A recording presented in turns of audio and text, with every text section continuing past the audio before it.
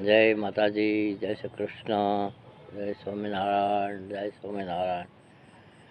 આજે ગઢપુરથી બાપુદાદા ખાતરના છઠ્ઠા વંશજ તરીકે થોડીક ગઢપુરની સ્વામિનારાયણ સંપ્રદાયની વાત કરવા માગું છું. સ્વામિનારાયણ સંપ્રદાય ગઢપુર એટલે કે ગઢડાની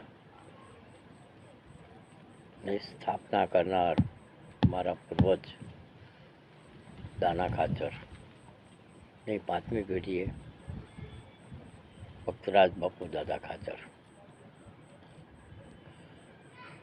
થયા.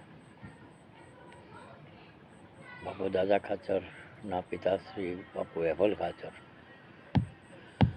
સમયમાં શ્રીજી મહારાજ એટલે કે છપૈયા પાસેના અયોધ્યા પાસેના છપૈયાના માત્ર 17 વર્ષના બ્રાહ્મણ તપસ્વી દેશાટન કરતા ઉદ્ધવ સંપ્રદાયના આચાર્ય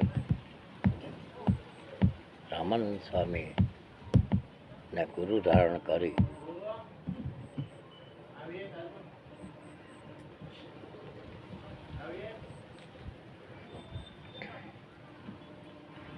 સોરઠમાંથી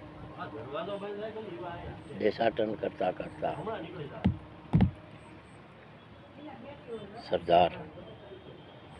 સરદારથી બાબરા, કરિયાણા, વાટિયા થઈ અને ગઢપુર પધાર્યા ત્યારે બાપુ એભલ ખાચરે યુવાન તપસ્વી સંત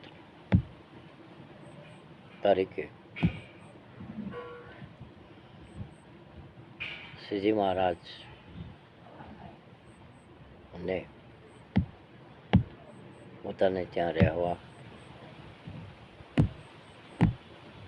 અને સંપ્રદાયની સ્થાપના માટે, ધર્મ પ્રચાર માટે, સામાજિક કલ્યાણ માટે, સામાજિક સુધારાઓ માટે જે કાંઈ કરવામાં મદદરૂપ થવાની ખાતરી આપી. દાદા ખાચર એ વખતે માત્ર 7 વર્ષની ઉંમરે હતા, પરંતુ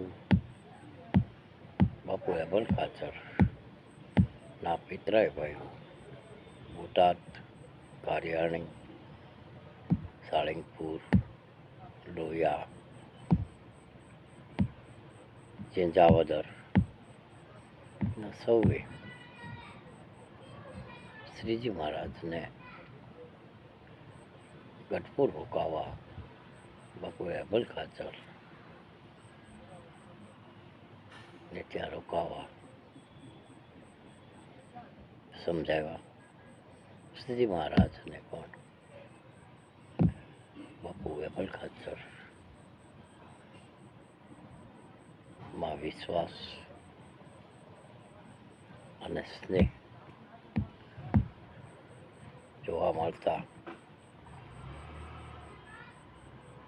રોકાણ. ત્યારબાદ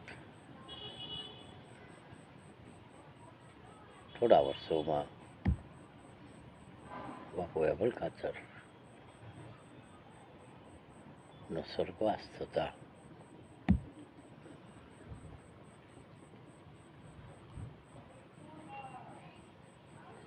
એભલ ખાચરના એકમાત્ર કુંવર દાદા ખાચર કે જેઓના પોતાના